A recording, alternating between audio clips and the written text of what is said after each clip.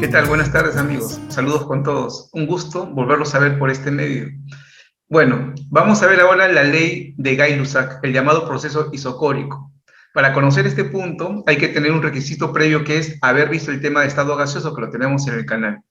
Por otro lado, amigos, el contenido que vamos a desarrollar, lo ven aquí, es la ley de Gay-Lussac, la parte teórica, que es corta pero importante. Anotemos ahí lo principal. Y también vamos a resolver 3 preguntas. De la presa San Marcos, una pregunta del curso que quien habla realiza a veces con los muchachos, y por último una pregunta del semestral UNI, una pregunta a un nivel mayor. Bien, les dejo para que vean la clase, cuídense bastante, un abrazo para todos, y para aquellas personas que puedan apoyar al canal, a continuación dejaré los códigos de YAPE y de PLI. Un gusto, muchachos, cuídense nuevamente bastante, saludos a su familia y nos vemos.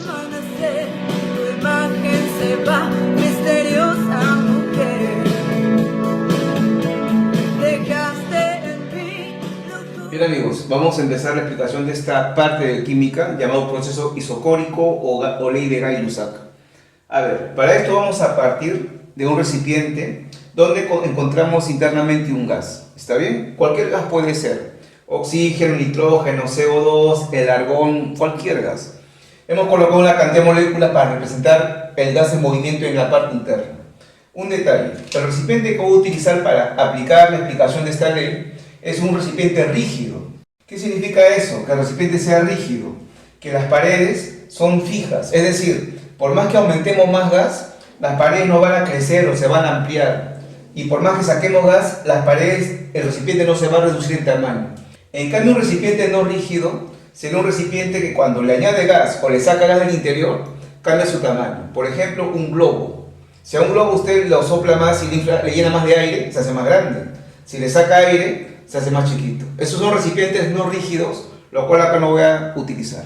Un recipiente rígido puede ser de acero, puede ser de vidrio, ¿no? Paredes ya fijas, definidas. Bien, entonces, tenemos acá el gas ahorita encerrado. Vamos a colocarlo así. Mi gas se encuentra en un estado inicial, pongámosle estado 1, en el cual tiene información que acá lo voy a colocar. Está ocupando un volumen, que será el volumen del recipiente, le ponemos volumen 1. Hay una cantidad de gas en el interior, una cantidad de moles, pongámosle moles iniciales, moles 1. Ese gas se encuentra a cierta temperatura, tiene una temperatura inicial de 1. Ahora algo importante, el gas acá adentro ejerce una presión, pero ¿cómo se define la presión para un gas encerrado en un recipiente? Presión siempre es fuerza sobre área, y esta se produce internamente por los choques de las moléculas contra la pared. La molécula viaja con cierta fuerza sobre esta área. Ahí está la presión del gas, por lo cual acá tenemos para el gas una presión inicial, presión 1. ¿Está bien? No se olvide eso, presión del gas es la fuerza ejercida de las moléculas contra las paredes. ¿Ya? Ahora veamos lo que va a suceder. Voy a hacerle cambios al gas. Para eso hay requisitos que plantea Gay-Lussac. ¿Qué dice este señor? Muchachos, para la ley de Gay-Lussac, un gas va a modificar su información, pero lo que va a conservar constante es el volumen y la cantidad de gas. Por eso a esto también se le llama el proceso isovolumétrico, porque el volumen del gas se mantiene igual en cualquier momento de su medición. ¿Está bien? Y también las moles van a ser constantes. Por lo cual voy a cambiar de información, pero el volumen, a ver, acá vamos a ponerle así. Le va a pasar a un estado 2, en el cual ciertos datos van a cambiar, pero el volumen y la cantidad de moles que va a tener ahora después se mantienen iguales. Eso no va a variar, así que lo indicamos de esta manera, muchachos. Volumen y moles del gas se mantienen constantes. Son datos que no van a variar. Lo que va a cambiar es la temperatura y presión. La temperatura puede aumentar, puede disminuir. Así que tendrá una temperatura final, pongámosle temperatura 2. Ahora, antes de poner la presión, las moles son las mismas. La cantidad de moléculas no va a cambiar, no va a entrar más gas y salir. Las moles se mantienen constantes, como acá son 9, cuéntelos, voy a colocar acá también 9. Pero ahora, para entender un poquito más esto, vamos a hacer esta suposición. Digamos que la temperatura 1 comparado a la 2, esta final es mayor. Aún hemos aumentado la temperatura, entregándole calor al sistema, ¿no? Le hemos entregado calor, energía del medio externo, y hemos hecho que la temperatura del gas aumente. Amigos, ¿qué pasa cuando la temperatura del gas crece? ¿Qué pasa con su grado de agitación molecular de estas partículas del gas? ¿Se hace mayor o se hace menor? Repito, si aumentamos la temperatura, imaginemos, también puede disminuir. Estoy suponiendo una situación que se va a dar a los problemas. La temperatura aumentó. ¿Qué pasa con la agitación de las moléculas? Así es, aumenta. Ese movimiento molecular ya no va a ser de esta manera, va a ser mayor. Voy a dibujarlo, veamos. Miren, va a ser mayor. Va a ser más rápido el movimiento de la agitación interna. Entonces, como vemos, aumentó la temperatura, digamos en esta situación, las moléculas se agitan más fuertemente. ¿Qué pasa ahora con la presión dentro? No es la misma, ¿no? Al dar más temperatura, aumenta el grado de agitación, las moléculas golpean más fuerte las paredes, por lo cual aumenta la presión. Así que acá habrá una presión distinta, no una presión 2. Entonces, ahora vamos a ver cómo relacionamos ambos momentos del gas, teniendo en cuenta que las moles del gas y el volumen no cambiaron. Bien, ahora de acá vamos a plantear la parte matemática, que nos ayuda a vincular, como decimos, ambos datos, ¿no? Tanto iniciales como finales. A ver, muchachos, se cumple A, condición de Gay-Lussac de su ley, se cumple A, moles, ¿no? Moles de gas y volumen constante, se cumple lo siguiente, atentos. A ver, como razonamos, amigos, si la temperatura aumenta, a mayor temperatura, las moléculas se mueven más rápidamente, golpean más fuerte las paredes, aumenta la presión. Si en cambio yo enfrío, si bajo la temperatura, las moléculas se mueven más despacito, más lentamente, reduce su grado de agitación, por lo cual al moverse más lentamente, al bajar la temperatura, golpean más débilmente las paredes y habría menos presión.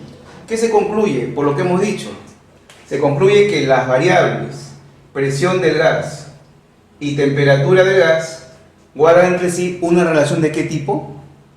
Muy bien, directamente proporcionales. A mayor temperatura, muchachos, mayor presión, ¿sí? A menor temperatura, menor presión. Hay un vínculo directamente proporcional entre las dos magnitudes. Ahora, por la aritmética, esto se puede expresar así, ¿no? La presión es directamente proporcional a la temperatura. Así se puede expresar. Y para que esta proporcionalidad se haga una igualdad, usamos una constante de proporcionalidad. Y se puede decir así, ¿no? La presión es igual a una constante de proporcionalidad multiplicado por la temperatura.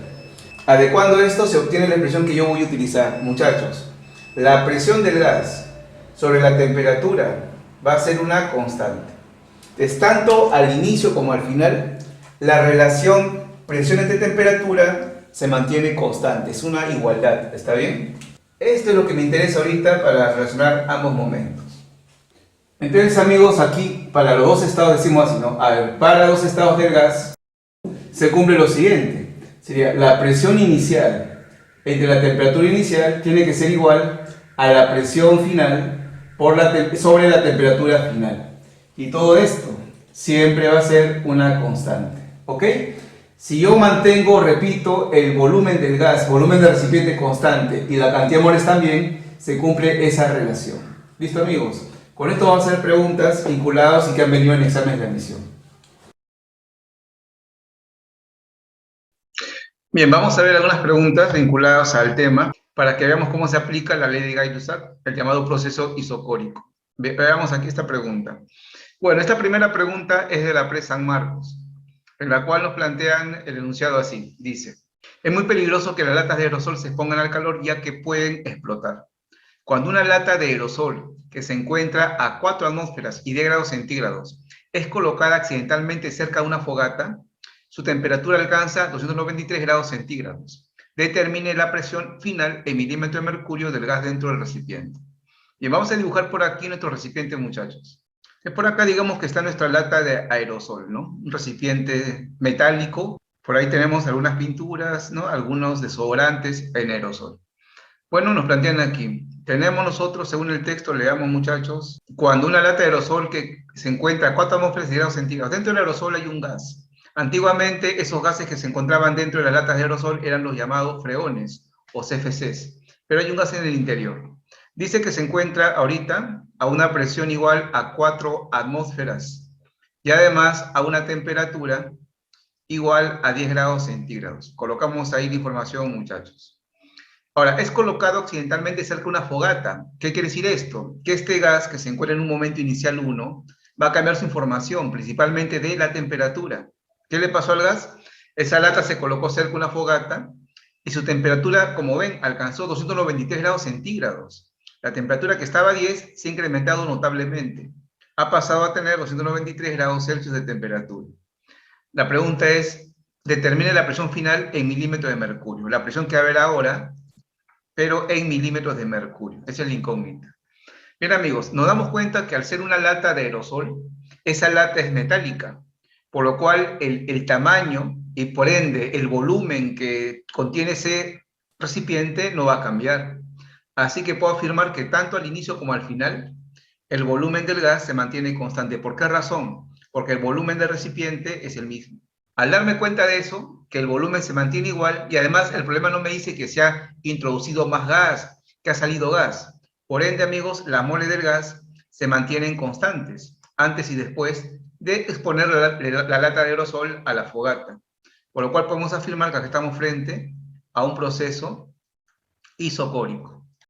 Bien, ¿qué se va a cumplir entonces, muchachos? La ley de Gay-Lussac, la cual dice que la presión inicial entre la temperatura inicial, en Kelvin la temperatura siempre, amigos, es igual a la presión 2 sobre la temperatura 2. Vamos a reemplazar acá los datos y ya tendremos nuestro resultado. Ahora, como quiere la presión 2 en milímetros de mercurio, vamos a colocar la presión 1 en milímetros de mercurio. Para eso recordar, por favor, una atmósfera equivale a 760 milímetros de mercurio.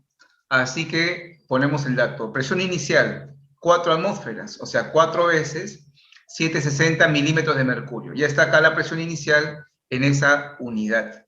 Sobre la temperatura inicial, tiene que estar en Kelvin, amigos. Acá le sumamos la constante, 273 como recordamos, y así convertimos centígrados a Kelvin. Acá vendría a ser 283 Kelvin. Vamos al momento 2 del gas. Presión 2 es el incógnita. Acá queda como incógnita y ya no va a salir en milímetro de mercurio porque acá está ya en esa unidad. Temperatura 2, le sumamos la constante, 273. Y nos sale 566 Kelvin. Hacemos la operación respectiva y tenemos la presión final en milímetros de mercurio.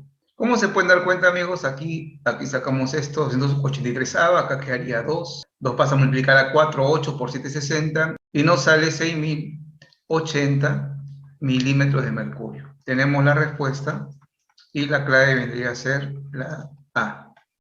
Listo. Pasamos ahora a la pregunta número 2. Esta es una pregunta que hemos desarrollado en los cursos que hacemos, ¿no? Que realizo a veces con los muchachos. Es un tipo de pregunta DECO, tipo examen de admisión de San Marcos. ¿Ya? Y dice así: un balón de gas doméstico puede soportar una presión máxima de 6080 milímetros de mercurio. Es la presión máxima que soporta un gas. Superada esta presión, el recipiente explota. Claro, todo recipiente tiene una cierta condición de máxima presión que puede soportar por dentro. Si aumenta esa presión interna, explota el recipiente. Se tiene un balón de gas doméstico a 3 atmósferas, el cual durante un incendio incrementa su temperatura en Kelvin en un 200%. Indique el valor de verdad de cada proposición.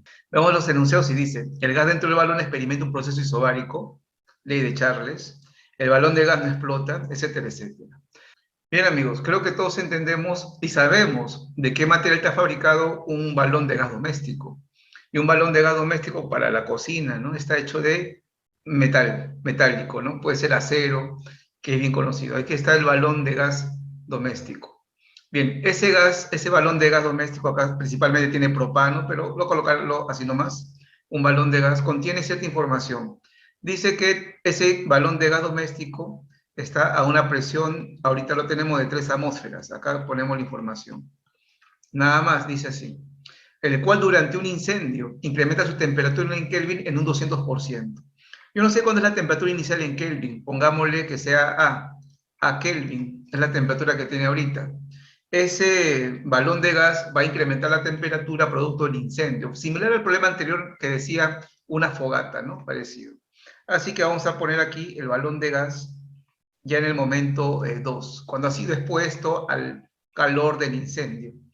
Bien, y nos dice que al final la temperatura se incrementa en un 200%. Entonces, ahorita yo tengo la temperatura que vale A, y A es mi 100%. Se incrementa en un 200%, es decir, se tendría que sumar 2A, ¿verdad? Y la temperatura final vendría a ser entonces 3A Kelvin. Ahí tenemos la información. No sé la presión final a la cual va a llegar el sistema. Acá le ponemos momento 1, acá momento 2, y la presión 2 la desconozco. Bien, vamos a ver cómo desarrollamos esto. De forma semejante al caso anterior, muchachos, entendemos que el volumen del gas al inicio y el volumen al final va a ser el mismo. ¿Por qué razón? Porque es un recipiente rígido, es un recipiente metálico, balón de gas. No ha salido, tampoco ha entrado gas. Puedo afirmar que la mole del gas van a ser constantes. Por lo cual, de todo esto podemos concluir que estamos en un proceso isocórico. ¿Ok? Vamos a averiguar con esto cuánto es la presión final. Vamos a ver a qué presión llegó con el aumento de temperatura, porque si aumenta la temperatura, como explicamos en la teoría, las moléculas dentro se mueven, golpean las paredes y puede reventar si es que llegamos a cubrir, a pasar ese valor de la presión que nos dice, esa es la presión máxima. A ver, sería así. Presión inicial entre temperatura inicial es igual a la presión final entre la temperatura final. Proceso isocórico, ley de Gay-Lussac. También se llama isovolumétrico, isométrico también. Presión inicial, como acá me están dando la presión que debemos cuidar que no llegue para que explote, está en milímetros de mercurio, estas 3 atmósferas lo paso a milímetros de mercurio. No se olvide, una atmósfera 760 milímetros de mercurio. Como son 3 atmósferas, 3 veces 760. Ya tengo la presión inicial en milímetros de mercurio. Temperatura inicial en Kelvin. A, ¿no? A era el valor. A Kelvin le pusimos. Presión final queda como incógnita. Y temperatura final aumentó en 200%. Vendría a ser 3 A Kelvin. Bueno, como observamos ahí, amigos, el valor de A se cancela, se va. El 3 pasa a multiplicar y tendría la presión 2. Y obtenemos el valor de 6.840 milímetros de mercurio. Tenemos la presión final que tendría el gas bajo esas condiciones. Podemos ya anticiparnos que hemos superado la presión máxima que el balón puede soportar, por lo cual tendría que explotar. Vamos a la primera, dice, el gas dentro del balón experimenta un proceso isobárico. Amigos, isobárico conlleva a que la presión sea constante. Y no, pues, el cambio de temperatura en un recipiente cerrado, rígido, hace que adentro aumente la presión, cambia la presión, no es isobárico, es isocórico. Esto sería falso. El balón de gas no explota, no, sí va a explotar. ¿Por qué explota? Porque hemos superado la presión, ¿no? La presión máxima es 6.080, hemos llegado a 6.840 milímetros de mercurio. Falso. Y la tercera, como ven el resultado, es verdadero. La clave vendría a ser la A de Alianza Lima. Bien, amigos, y vamos a esta última pregunta, que es un poco más avanzada. Esta pregunta ya es de un ciclo semestral para la UNI, que el cual tiene más exigencia, también más profundidad teórica de algunos temas. Vamos a revisarlo. Dice así. Una mezcla formada por dióxido de carbono, que es el CO2, y vapor de agua, con un grado de saturación de 0,63, se encuentra en un recipiente de cierta capacidad a tal presión y tal temperatura. Hasta acá yo me puedo dar cuenta que tengo una mezcla gaseosa de CO2 con agua y tienen esa información, ¿no? Toda esa información en un recipiente de cierta capacidad, de cierto volumen. Ya, si se añade una sustancia higroscópica que absorba toda la humedad, voy a agregarle a esta mezcla una sustancia higroscópica. ¿Qué significa esto? Un absorbedor de humedad. ¿Y qué es la humedad? El agua. Entonces, esa sustancia que voy a añadir va a absorber todo el agua, quedándome solo el CO2 ahora en la mezcla. Si se añade una sustancia higroscópica que absorba toda la humedad, todo el agua, ¿qué presión ejercerá el gas seco? El gas seco es el gas que acompañaba al vapor de agua, que es el CO2. ¿Qué presión ejercerá el gas seco, o sea, el CO2, en atmósferas si la nueva temperatura es de 30 grados centígrados? Presión del vapor de agua a 27 grados centígrados, 26,8 milímetros de mercurio. Vamos a trasladar los datos a un esquema que ya lo tengo acá preparado, y viene a continuación, muchachos, ahí viene. Y aquí está, miren. Este es el momento inicial del sistema. Tengo acá un recipiente el cual tiene CO2 y agua. Esta es una mezcla. La presión total de la mezcla es otro problema. La temperatura está en grados centígrados, 27. Lo he pasado a Kelvin sumándole 273. Y aquí está 300 Kelvin. La presión de vapor de agua a 27 grados centígrados tiene este valor. Aquí el agua ejerce esa presión máxima. Pero ojo, hay un grado de saturación de 0,63. El grado de saturación, si lo multiplico por 100, me da la llamada humedad relativa. Tengo la humedad relativa dentro del sistema. ¿Qué era la humedad relativa? Ahorita le voy a hacer recordar. Y dice que el recipiente es de cierta capacidad, ¿no? Tiene un volumen determinado que le pongo V. Agregué esta sustancia de color violeta, que es higroscópica, y va a quitar todo el agua. Va a absorber el agua que estaba aquí dentro, y solo me queda el CO2, ¿está bien? Así que miren, voy a quitar el agua de aquí. El agua ha sido absorbida, y ya no está. Y el agua queda dentro ya de esta sustancia higroscópica, así que se salió de la mezcla gaseosa. Quedó solo CO2 dentro.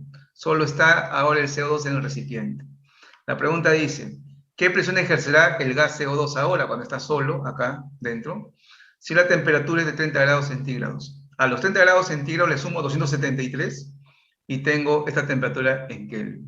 Bien, muchachos, ya. Vamos a hacer algo interesante aquí. Veamos, amigos, lo que voy a hacer acá es aplicar nuestra teoría. Como el recipiente es el mismo, el volumen del recipiente sigue siendo también V, como lo pusimos al inicio, ¿no? El mismo volumen del recipiente. Ahora, ¿qué sucede? El CO2 que tenemos dentro del sistema inicial tiene un volumen total del recipiente. Siempre, en cualquier lugar, el volumen del gas o de los gases que están dentro del recipiente es igual al volumen de dicho recipiente. Así que el volumen del CO2 es igual a V. Y acá el volumen de CO2 que ha quedado solo también es igual a V. Cuidado, en cualquier mezcla de gases, por nuestra teoría, el volumen de cada gas, volumen del recipiente, por lo cual para el CO2 el volumen es el mismo. También la cantidad de CO2 no ha cambiado. Si acá tenía yo una cierta cantidad de CO2, acá también es igual. Por lo cual, para el momento 1 y el momento 2 de este problema, yo puedo decir lo siguiente, ¿no? Para el CO2, ¿qué se va a cumplir? Que su presión inicial entre temperatura inicial es igual a presión final entre temperatura final. ¿Por qué razón? Porque como volumen no cambia y las moles no cambian, es un proceso isocórico. El CO2 está experimentando aquí un proceso llamado ese tipo, volumen constante y moles constante. Muy bien, voy a la búsqueda de los datos. ¿Cuánto es en el momento 1, en el primer recipiente, la presión del CO2? Para eso voy a aplicar la ley de Dalton y vendría a ser la presión de toda la mezcla, le pongo M, muchachos, a la mezcla, ya esta es la mezcla, la presión total de la mezcla que lo tenemos, menos la presión del vapor de agua. ¿Está bien? No hay que olvidarnos que en una mezcla de gases, la suma de presiones parciales es la presión total. Entonces, si tengo la presión total, le resto la presión del agua y tendría la presión solo del CO2 para aplicarle su ecuación del proceso isocórico. Ahora, la presión de la mezcla la tenemos. ¿Cuánto es? 720 milímetros de mercurio. Le resto la presión del vapor de agua, que sería, según el dato, 26,8, pero eso vendría a ser si el sistema se encontraría saturado. Cuando hay humedad relativa, ¿qué dice la humedad relativa? Que solo esa cantidad, ese porcentaje, se ejerce de lo máximo que está como dato. Este es mi 100%. Desde 100%, el agua acá adentro solo está ejerciendo lo que dice la humedad relativa. Así que de 26,8 milímetros de mercurio, que es la presión de vapor de agua, a 30 grados centígrados, a 27 grados centígrados, solo se está ejerciendo el 63%. Esa es la presión del agua que está ahí presente. Operamos esto, muchachos, y obtenemos 703,116 milímetros de mercurio. Ya tenemos la presión del CO2 en el primer recipiente. ¿Qué hacemos ahora, amigos? Solo reemplazamos y se acabó. Bien, atentos, vamos por acá. Reemplazo. Presión inicial del CO2, ya lo tenemos, 703,116 milímetros de mercurio, sobre la llamada temperatura inicial, que acá lo tenemos ya en Kelvin, es 300. Y acá le ponemos 300 Kelvin. Igual, quedaría acá como incógnita la presión del CO2 al final, ¿ok? Al final, sobre la temperatura, era 30 grados centígrados, equivale a esto, ¿no? 303 Kelvin. Operamos y nos sale la presión del CO2 al final, cuando el agua ya se quitó de ese lugar, ¿no? Y nada más. Y obtenemos, muchachos, 710,15 milímetros de mercurio redondeando. Bien, ahora lo vamos a convertir a atmósferas, porque quiere la presión final en atmósferas. Y recordamos el factor de conversión, ¿no? Sabemos nosotros que una atmósfera, una ATM, equivale a 760 milímetros de mercurio. Hacemos la operación, se van milímetros de mercurio y nos quedaría en atmósferas. A ver, dividamos. Y muchachos, nos sale 0,93 atmósferas. Y ya tenemos la presión final del CO2. La clave sería la E. Bien, con esto hemos finalizado esta parte teórica de la ley de Gay-Lussac, el proceso llamado isocórico, isovolumétrico, esperando, amigos, que les haya sido de mucho provecho y lo puedan aplicar en sus estudios que están llevando en academias, en la universidad, en el colegio. Cuídense mucho, nos vemos la próxima semana, ya saben, bienvenidos los apoyos al canal para seguir avanzando y creciendo. Chao.